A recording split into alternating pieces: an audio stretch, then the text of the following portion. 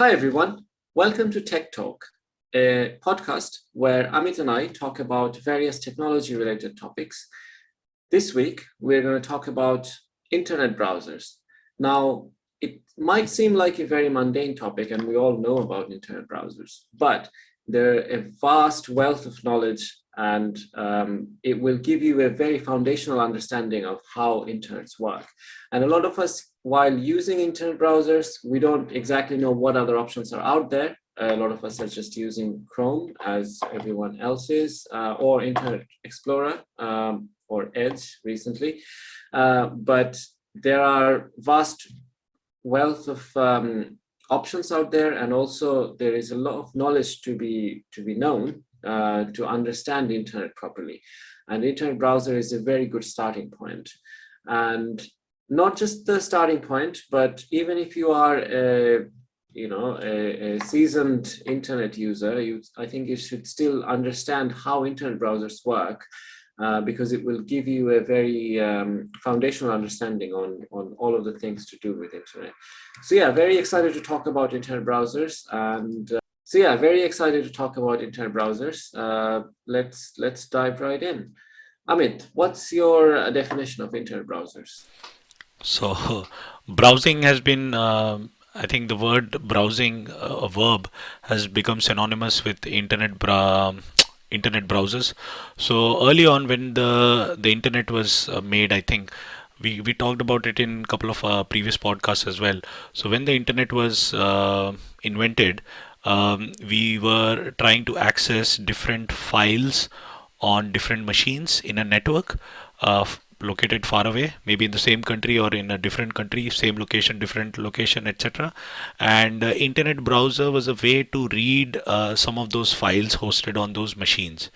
Um, if you look at Microsoft Windows as an operating system, there is something called as file sharing or network sharing, where you can share a drive like your C drive or D drive, which people might be familiar. So whenever they open Windows machine, they go to the C drive where their operating system is installed. And if they buy a laptop, they'll go to C drive and they can see their operating system.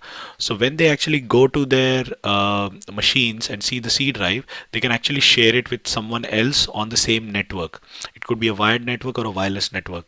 And when they share those networks, they can actually read those files from a different machine. So that's sharing. Now suppose you want to read HTML files, so that's where the browser comes. You can read HTML file in a notepad, but that will be just text.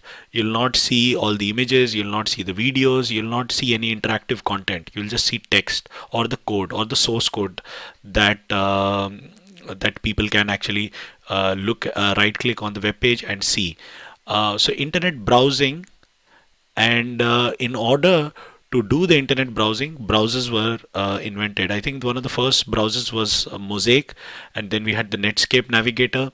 Then Internet Explorer burst into the picture, and Microsoft put a lot of effort in making sure that Internet Explorer becomes the dominant web browser, because they were shipping it for free with Microsoft Windows operating system at that time. And Netscape Navigator was trying to reinvent itself, but it didn't become that popular.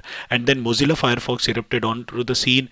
It was open source, it was much faster, it had lots of new features, and it was just simply much better than Internet Explorer. And after Mozilla Firefox, you had Google Chrome. Google came up with its own browser, and that just completely changed the world. Initially, Firefox was one of the Internet Explorer and Firefox, they were the top browsers in the world, and now Google Chrome dominates to about 70 to 80% of the browsing market, internet browsing market. There are still, I mean, you have Android smartphones where people have Google Chrome by default. If you buy an Android phone, you'll have Google Chrome. If not, if you buy, say, a Samsung phone, you'll have a Samsung browser. But people normally choose to install either Google Chrome or Mozilla Firefox or some kind of Samsung other browser is also browsers. based on Google Chrome as well. Sorry to interrupt. Yeah. Oh, is it? I didn't know that. I thought that Samsung browser is just a different browser. It's just white labeled based on Google Chrome engine. Ah, okay. Maybe. Yeah. Good to know that. So yeah, so Google Chrome, and then Microsoft was trying to compete with Firefox, but because came into the picture, they had to now compete with Chrome. So they were trying to reinvent, and they ultimately came up with Internet Explorer 11, and that's where the buck stopped, and they came up with Microsoft Edge. Now Microsoft Edge is based on Chromium, which is an open source version of Google Chrome. So Chromium is the main base version on which Google Chrome is based, and Brave browser is based, Vivaldi is based, Microsoft Edge is based on. So these are a couple of browsers which are based on the Chromium engine. So anyways, so that's the whole gamut of internet browsing experience, and that's what browsers are for. Basically to go to a website, but browsers do a lot of other things which I'm excited to talk about in this topic, in this talk. Yeah, absolutely. And thank you for the history. It's really good way to sort of see what was and what it is right now. And a lot of you guys have probably also seen various memes that used to go around in, comparing Chrome with Internet Explorer and how slow Internet Explorer is. And I've enjoyed some of those as well.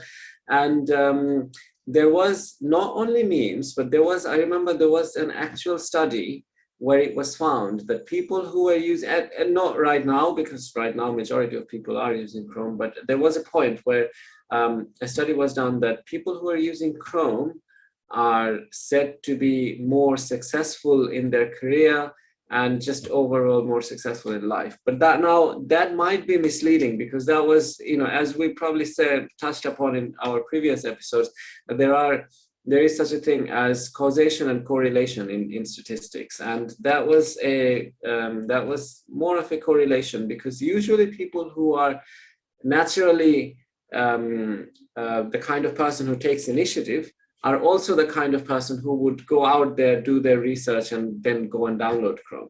So it's not like just if you use Chrome, because of using Chrome, you would be more successful. But usually the people who are destined to be successful, who takes more initiative, doesn't just go with the flow, but does their own research, etc., they're the one who would also end up downloading Chrome. So that was an interesting research, which I was quite amused by. And also, I'm sad to say that I was quite late adopter to Chrome, because I always tried to give the benefit of doubt to the store brand, or whatever comes in the box. And Internet Explorer came with the box, and it had some integration with other things.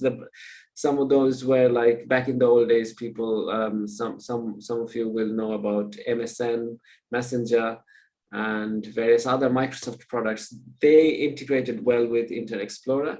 So I took a long time, while knowing Chrome is the faster browser, I took a long time to transition from Internet Explorer to Chrome. But once I've really seen Chrome and I've done some tests in my own computer, it was at the time, and I think even now, it just is so much faster than, it's noticeably faster. So yeah, it was a very easy decision when it came to it. So yeah, then I moved on to Chrome, and then the Chrome provides a lot of other benefits that Internet Explorer at the time just didn't, because you can have your Google account set up and backed up, and your favorites and everything can be transferred in different devices.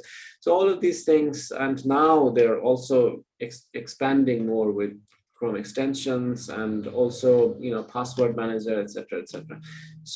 So yeah, I mean, back in the old days, I used to, I transitioned from Internet Explorer to Chrome quite late, because there was a lot of integration from Microsoft products with Internet Explorer. But when I did the comparison, it was, difference was like night and day. Chrome was like so much faster, and then it kind of came with so many other benefits as well. It was quite an easy decision for me to move to Chrome. And yeah, since then I've used Chrome, and I've also explored various other ones that are out there, like the ones you mentioned Firefox, and recently Brave browser, which was built like the main base of it is from Chrome, but it enabled a few newer benefits, like more privacy, and also if you use it, you gain Brave coins. So there were quite a few other, some of these cool new technological advantages there. So yeah, I would recommend our audience to try Brave browser as well. It's actually, they made it really easy to switch from Chrome to Brave. It will import all of your Chrome data into Brave, and you'll get all the benefits of Chrome in your browser with some would say it's better looking. And then there is obviously Opera, Edge, and Firefox there already. There are some benefits of using different browsers that some people might not think about. Like, for example, if you have multiple accounts, and you use cookies or whatever, you want to stay signed in your Gmail or Facebook, etc. You don't want to sign out of Facebook and sign back in with a different credentials every time when you want to switch your accounts. Not just Facebook, you might have two Gmail accounts, two Hotmail accounts, etc. For example, I have a personal Hotmail or Microsoft account, and I have a professional Microsoft account, which is for my job and other professional communication. So for that, now I use Firefox as a secondary browser. So my personal Microsoft email is always logged in Chrome, but my professional Microsoft email is always logged in Firefox. So I don't have to always log in separately or switch and do that hassle. And then again, if you do like some other passive income kind of things like Amazon, and you opened two different Amazon accounts, you can also do the same with that. So there are benefits of using multiple browsers. One of these that you may not have thought of is that the signing in part, the your account credentials are saved in both, and you can just easily switch between or simultaneously be logged into two different accounts through two different browsers. So that's a benefit that you could think of using in future. Yeah, definitely. I mean, normally what I do is if I want to test a URL and if it's not working, I just try to open it in a different browser, because a different browser means the cookies are not stored, and you can still open it and check whether it's actually a network issue, a cookie issue, etc. So yeah, multiple browsers definitely helps. But going back to the fundamentals, I think you covered a very important point. Like Internet Explorer was default, and it was being sold with Windows. So a lot of people actually started using that, and Internet Explorer became very huge. It had a very huge market share because of that, and Microsoft then had to fight a lot of antitrust cases, and Internet Explorer was then, it was still very popular, but then once Firefox came into the picture, people started flocking towards Firefox. And I think the main advantage of Firefox, because I used Firefox in my college days, was that Firefox allowed tabs. So you could open multiple websites in the single window. So normally Internet Explorer didn't allow you to do that initially. After a certain, I think Internet Explorer 5 or 6, it allowed tabbed browsing where you could open multiple tabs in the same window. So for people who are very young, who have not used Internet Explorers, the old versions, in order to open multiple websites, you had to open multiple windows of Internet Explorer, and it used to become a very huge pain of managing those different windows and seeing what is opened where. And Internet Explorer also didn't have any pop-up blockers. You could not turn on and off anything. You could not add any extensions, etc. So it was just a pain. And sometimes the websites also didn't render correctly on Internet Explorer. So with Firefox in the game, what happened is you could attach extensions, you could modify JavaScript, you could block pop-ups, you could do many things, you could have games, you could have offline apps, you can have many things. And Mozilla Firefox had its own store where you could download the extensions. It came up with the concept of profiles where you could maintain your profile. Then you could save your bookmarks, and if you go to a new machine, then you can log into your profile and you will get all the bookmarks to your new machine. So that was a game changer. And then when Chrome came, Chrome was basically much faster than Firefox. Firefox used to be the fastest, but Chrome was much faster. Now Chrome has a lot of issues because Chrome has become very huge. It has a lot of features, so it takes a lot of memory. So sometimes when you have multiple tabs open in Chrome, it takes up a huge amount of memory and it makes your computer system very slow. So Chrome is now I mean, not a market leader in terms of browsers. It still has a huge share, but I wouldn't say it's the best browser at the moment. There are better browsers in the market if you want to use.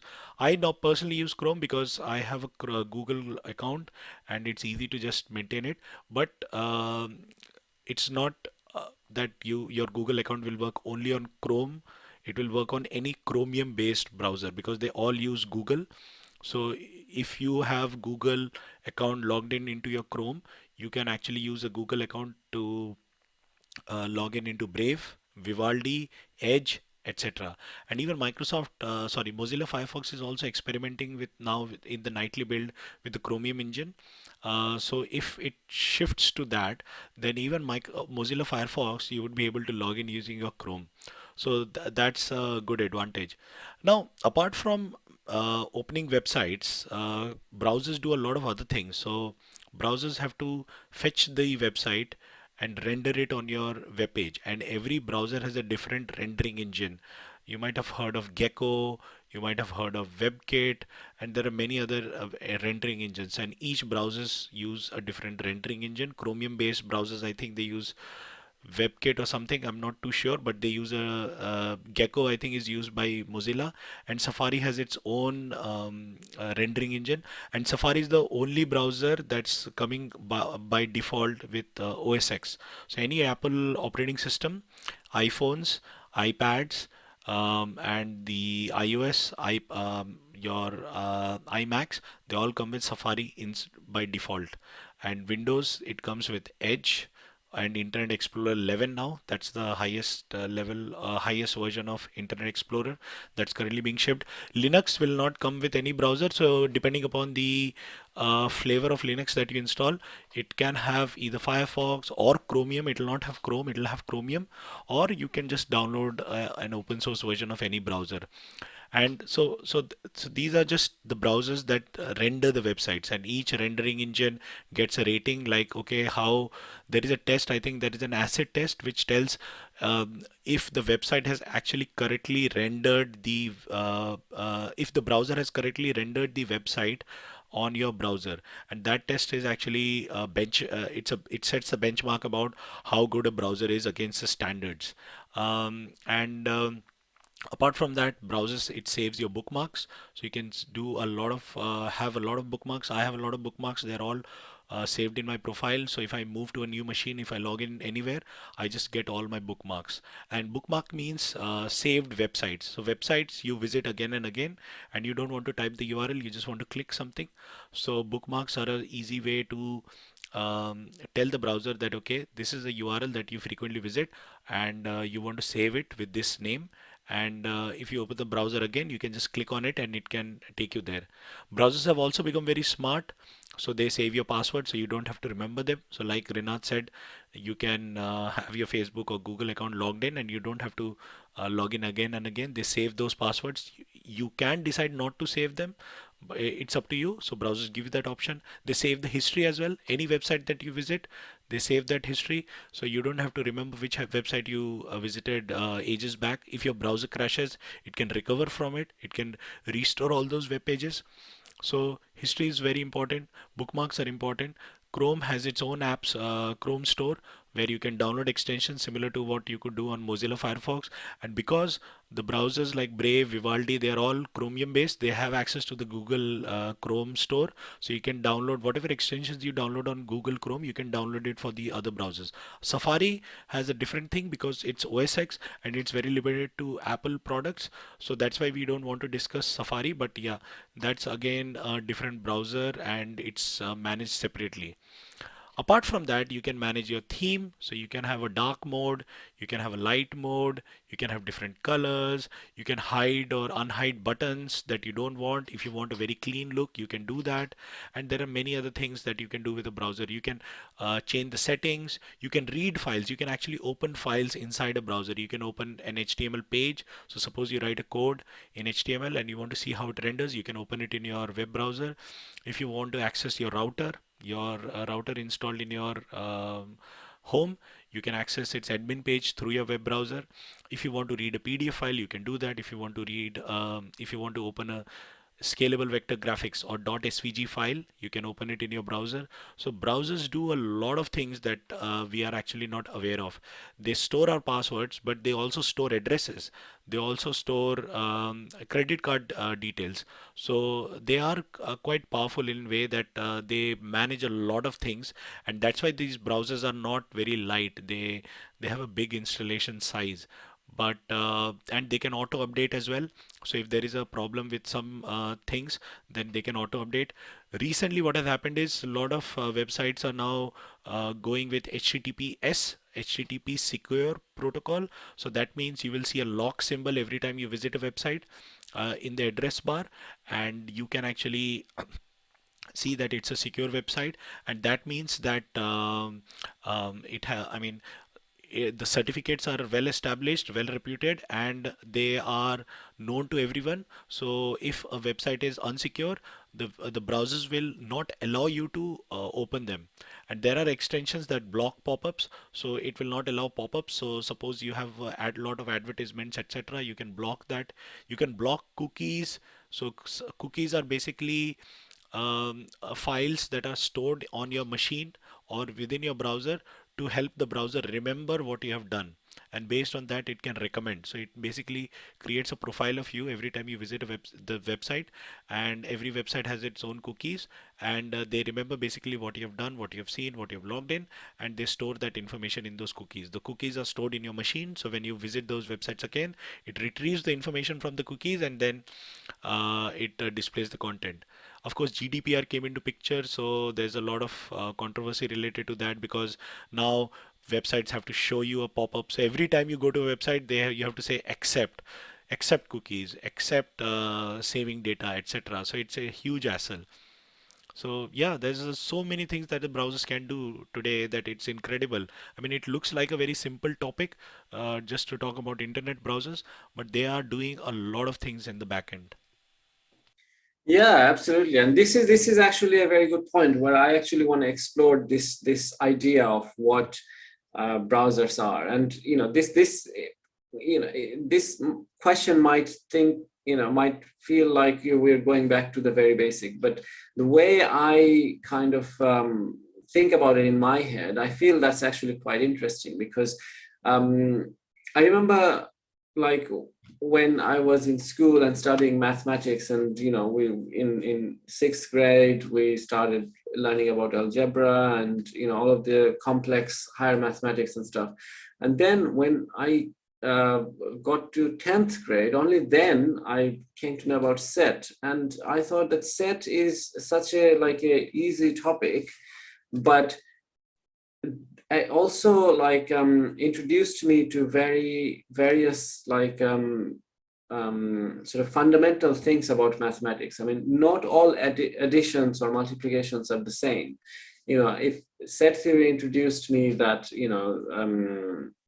numbers and non-numbers can also be in the same set, and they could be added and multiplied differently. Now, this is completely different, the topic from what I'm going to talk about in terms of browser. But what the reason I brought this up is a lot of the times we go very advanced in terms of usage or of a topic, but sometimes the foundational understanding is so important, so critical, and sometimes actually more complex, that you actually have to wait until you're an expert and then understand what's actually going on that very basic level. And with internet browser, I feel like that's kind of true in a way, because we know how to use internet browser. We go to Chrome, we Google stuff, we go to our known websites, and we do various complex stuff, like we pay online, we do shopping and all of these things.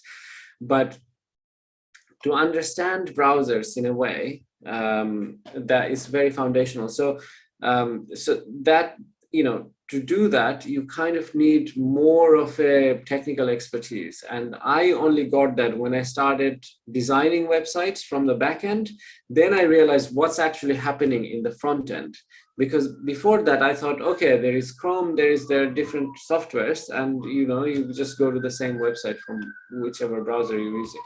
But actually, now if you think about it in this way, that there are data that's being hosted. So there are data that's being hosted from a hosting site, or someone's computer, or someone's mainframe supercomputer, wherever some company are hosting.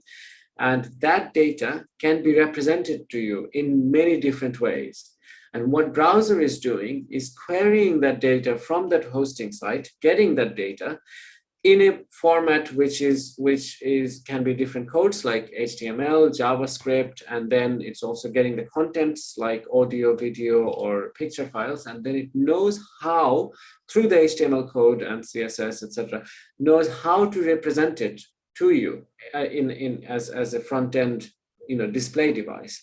And then once you see that not all browsers displays the same websites in exactly the same way, there are small tweaks, and then you realize that different browsers are translating that code differently to represent that information. So basically what browsers are doing, browsers are a desktop application. They're not an internet application. A browser is something that you download and install as a desktop application. Chrome, Brave, Internet Explorer, whichever one you say. And when you open up a browser, if your default web page is not Google, which most of ours is, but it just opens a blank screen. So if you compare it with any other desktop applications, like for example a photo editor like Photoshop, or a video editor, it opens up with an empty slate where you can put your photo to edit or video to edit or whatever. Just like that, a browser opens up a blank white space, which is nothing, unless you obviously decide, automate, or decide to tell it beforehand that always go to google.com. It would open a blank slate. And that's nothing. That means that it hasn't loaded anything from the internet yet. So what browser does is a desktop application, which is the job of which is to connect using the internet through different ports. It used to be 8080. Now with HTTPS, it might be using different ports, but there are different ports that that enables these connections or these data transfers between your computer and the rest of the world. And using that, it can go to different hosting platforms or hosting website, hosting services, and get the data that you queried through this desktop application. So we must remember that the browser is a desktop application. And in the browsing window, which is, at the very top, there are file, edit, and, the usual context menus, and then there are some shortcut buttons. Those are part of the desktop application. And then the majority of the screen that it takes up is like a window, or is a sort of empty slate, where this desktop application shows the information that it gets from the internet and displays it to you with the, according to the code, HTML code that it received from that, host. So that's what it is. And once I found out, it kind of made me understand the internet a little bit more better. And I felt, like a crystallizing, clarifying moment where I felt like I understood what's going on a little bit more. So I feel like, I don't know if everyone has this, understanding or idea from get-go, but it was, for me, it was a time when I started designing website. Then I realized that what am I trying to show? And then I realized all of these new ways of thinking. So hopefully, some of the audience would also have this new understanding of web browsers, and be able to treat browsers that way. And this really helped me understand what am I seeing on the internet, and how to differentiate the from what's happening in my desktop and what's happening in my on the internet.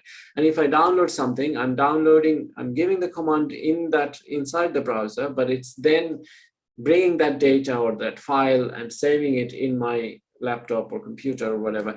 And this made me understand cybersecurity a lot more as well, because I could differentiate between what's happening where.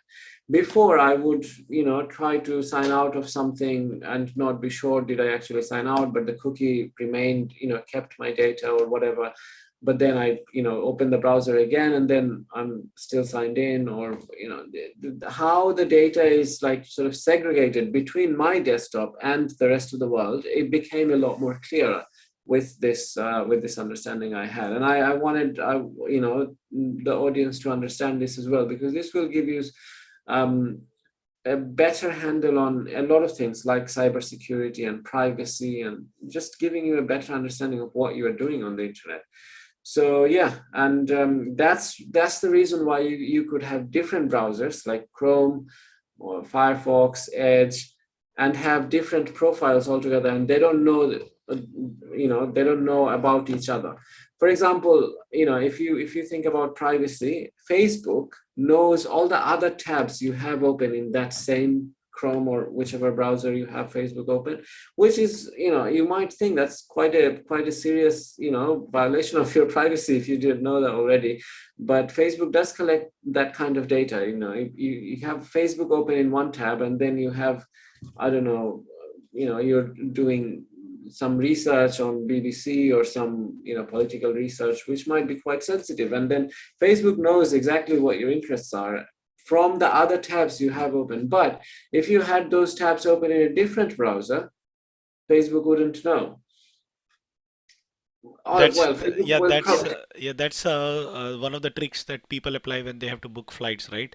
If you want to book flights at the like Skyscanner, Expedia, they know what you're looking for, and they'll show some increased prices. But if you open a new browser, they'll show completely different prices. So a lot of times people, if they try to search for flights, they try to use another browser to book the flight, because they might just get the time, but they in order to get the cheap prices, they will go to another browser. And you mentioned a very interesting thing about cybersecurity. I think a lot of websites get hacked, and a lot of websites, you don't know which are secure, which are not secure. So that lock symbol is actually quite important. So if you go to the top address bar, you see the URL that should have a lock symbol. If it has a lock symbol, then it means it's a secure website. If it doesn't have that, then it means it's an unsecure website, and you have to be very careful if you're trying to still visit that website. And browsers now have this capability that they'll redirect you to only secure versions of that website, and they'll not redirect you to unsecure versions. So there is like HTTPS only mode in browsers. And the security is very important, because people get hacked, they get scammed, etc. There are a lot of phishing attacks. So you just click a link and it downloads something on your machine. Rinat, I think you mentioned a very, very important point. It's a desktop application. It's not an internet. It's used to read content hosted on the internet, but in the end, it's a desktop application. So if you download anything, it gets downloaded onto your machine. If you are actually seeing the page itself is actually getting downloaded on your machine. It's the web pages are stored temporarily, and it's displayed. So in case you don't clear the cache, you don't clear the history, when you open the browser again and when you load the page, it will first look at the cache that's downloaded on your machine, then it will look at the cache that's downloaded in the cache system of the website, and then it will ask the main server to actually send the page. So there are different levels at which the websites are cached and stored. So it's very important to understand this very simple concept. I think I also never thought about, like, yeah, browse, you know it, but I think you don't think about it loud, that yeah, it's a desktop application. When you open it, there's nothing. It's not consuming any memory, because it has not downloaded any page or images, or it's not displaying a YouTube video. It's just a blank slate. And then you can actually open some settings, and you can do some things. And once you have downloaded the page, the good thing is, because the file is now visible on your browser. If you disconnect from the internet, you can still go through that page. You can still read the news. You can still maybe stream some part of the audio or stream some part of the video. And YouTube has this very interesting uh, a visual indicator where it shows a gray line, where it shows that okay, whether the video has been downloaded to that quality in your machine, and then a red line which indicates where you are in the stream. So if the gray line is completely spanned the length of the video, then it means if you disconnect the internet, you can still go through the entire video without being connected to the internet.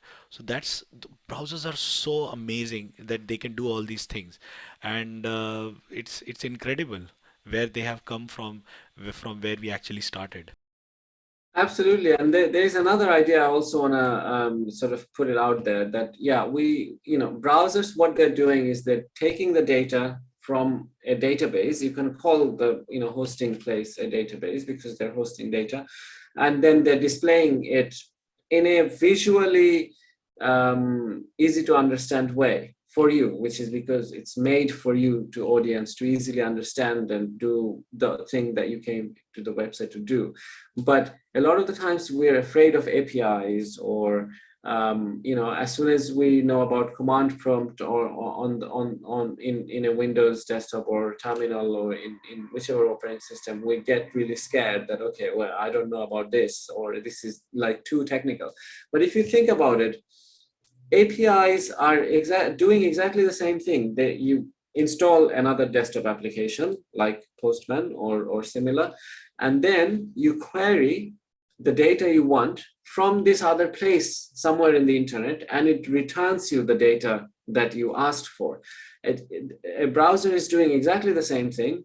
So you shouldn't, to the audience, you shouldn't really be intimidated with APIs because, by using browser, you're doing the exact same thing. It's just visually more appealing. It's made to be visually appealing. So, mass users can easily use it.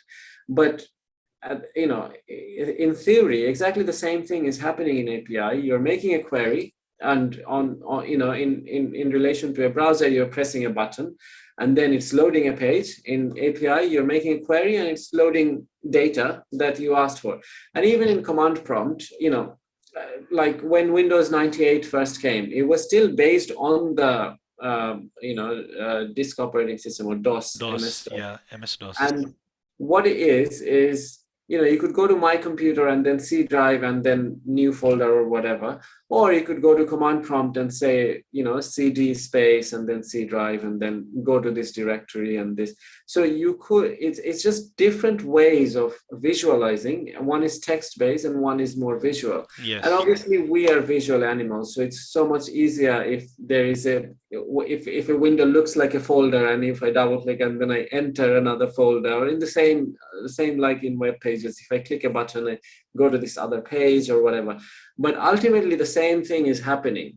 It's just you're using two different interfaces. So yeah, I mean, I would just urge the audience that don't be intimidated by the interface, because the same exact thing is happening in both cases. It's just two different interfaces. One is probably a little bit difficult to comprehend, but it's not in any other way more complex than the visually easier one.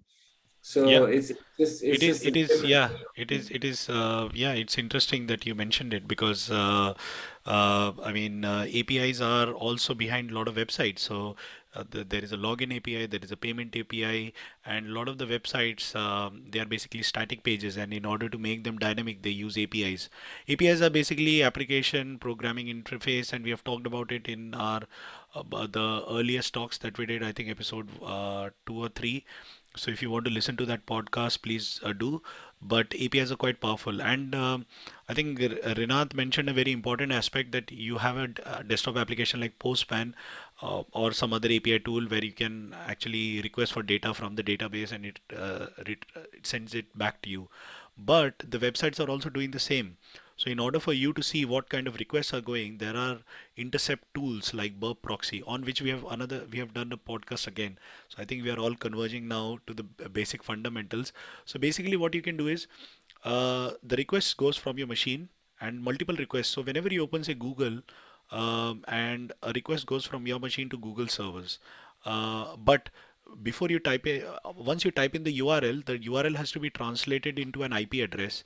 So that IP address gets translated by the DNS servers. The DNS servers then know the IP address, which is like numbers. So they are how to explain it? It's like 1.1.1.1. So it's like four different numbers connected by dots.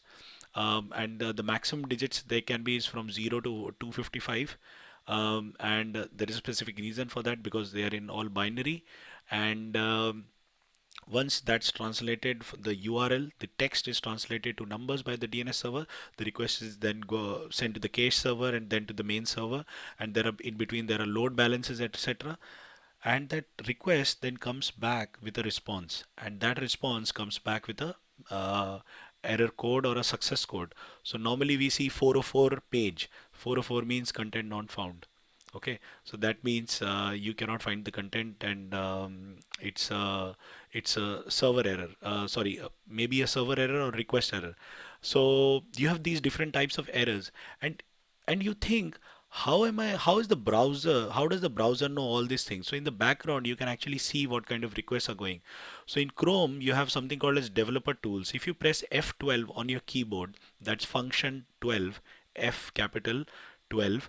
If you press that button on your keyboard, it opens something called as developer tools. And there, if you click on network, if you can't see network, just do a quick Google search, and maybe I'll link a video down in the description. If you click on network and then you refresh the page that you were trying to visit, say you refresh Google, you will see so many different URLs. So Google, when you open Google, the request is not just going to Google, it's going to all the advertisers, it's going to all the other websites, analytics, etc. that are there on the page. It just takes a few milliseconds to load the entire page, but in that millisecond there are like hundreds of requests going, and you can see each individual request, and you can see how much time it has taken, what is the payload, like what is the size of the file that's being sent and received, etc. And it's very, very fascinating. And in that developer tool you can also see what is the response. So if the request is sent via this URL, they'll show, okay, this is the request, it is being sent to this server, and these are the content of the request, it is signed by this person, it's sent on this date, it will have a timestamp. Then you have the response will have a code. The code will tell the browser whether you should display an error or you should display the page. Rinat mentioned about HTML and CSS. So browsers have this rendering engine. If you just show HTML, it will just show you text.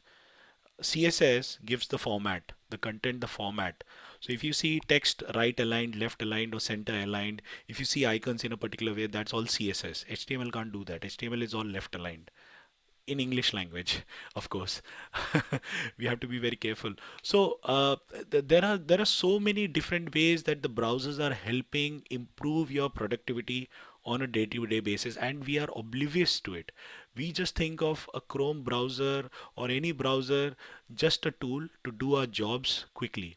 But behind the scenes, there's a lot going on. Absolutely, and it's actually very fun to think about, but it's also very important to know about. Be aware, that awareness that we just talked about. What's the browser? It's a desktop application, and it's showing its main content. In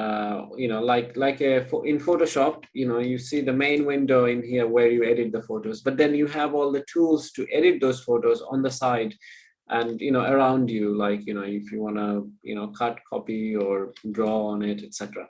Just like that, in a browser you have the main window where you see the website that's being loaded, and that's the part that's not necessarily down to the desktop application. For example, in Photoshop, if you load a image to edit, that image is not related to Photoshop, a desktop application. That's a new image that came from outside the desktop application.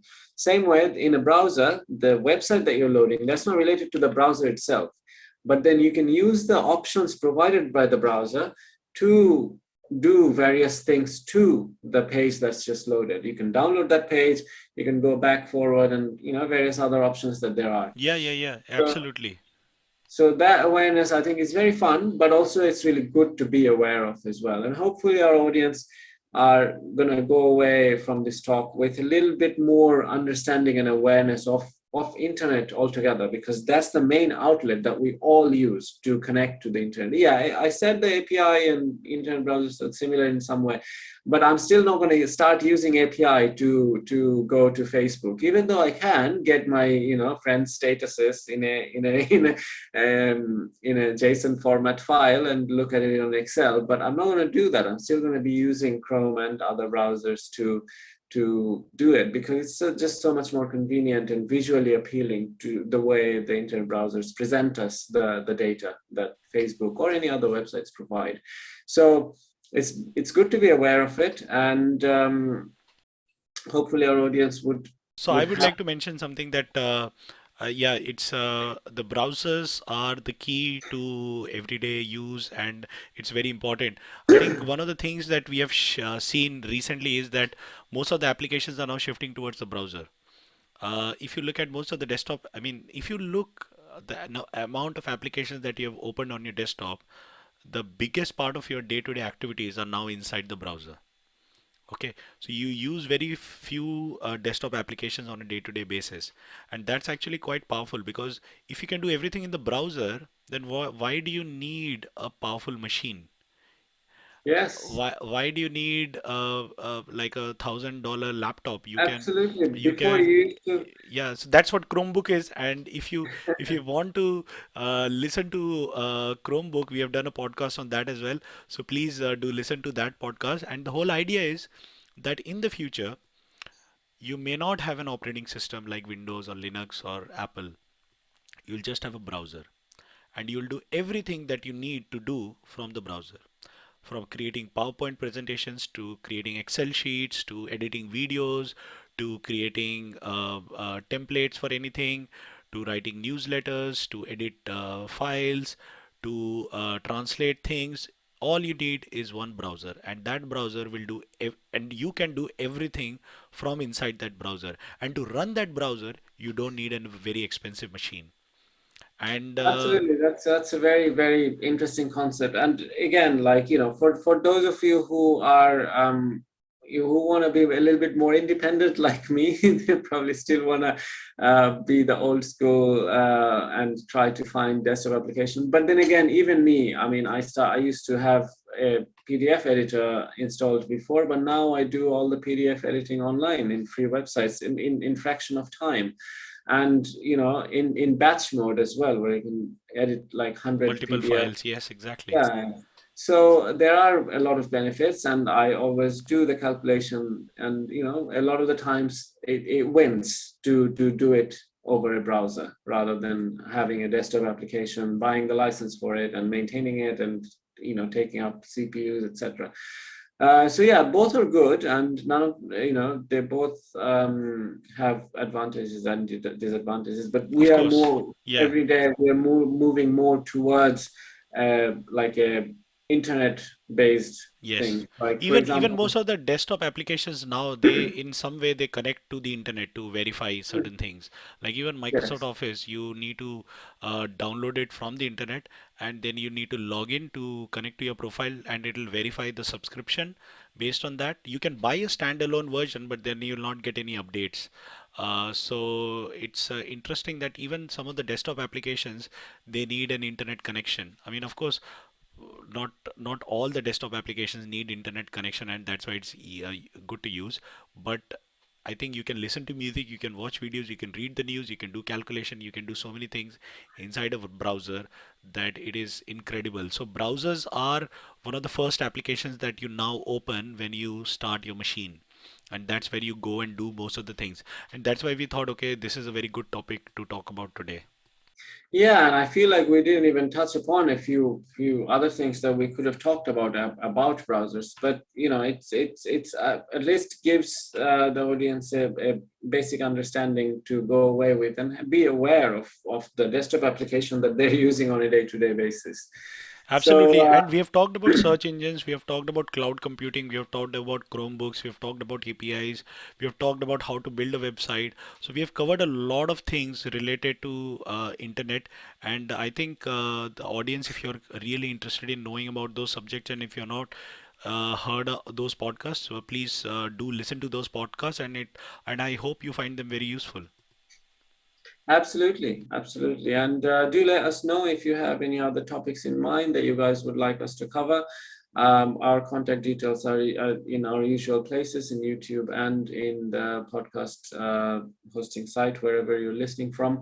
Thanks again, everyone, for listening and tuning in regularly with us, and hope to see you guys again next week. Thank you so much, everyone. Bye. Thank you.